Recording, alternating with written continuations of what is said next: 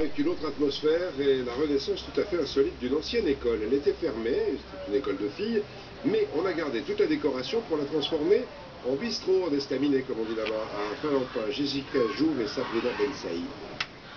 Ensuite, il y a le plat du maître d'école. Début de service, Benoît, cuisinier, est dans la peau du maître d'école. En guise de dictée, la carte du jour. C'est un peu la dictée quotidienne, effectivement. Tous les jours, on change la formule, en fait. Cette ancienne école a été transformée en estaminet. Et la salle de classe est restée à l'identique, avec ses cartes des années 50, ses plumes et ses cahiers d'exercice. Un véritable bain de souvenirs pour les plus grands. C'est agréable d'avoir des souvenirs comme ça.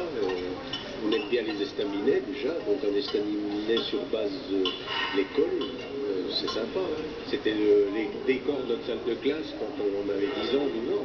Hein. À 50 ans, je veux dire, c'est vrai que ça fait drôle de les revoir. Surtout les cartes de France, les cartes d'appréciation, etc. Apprendre à compter, apprendre à lire, ça fait partie du charme.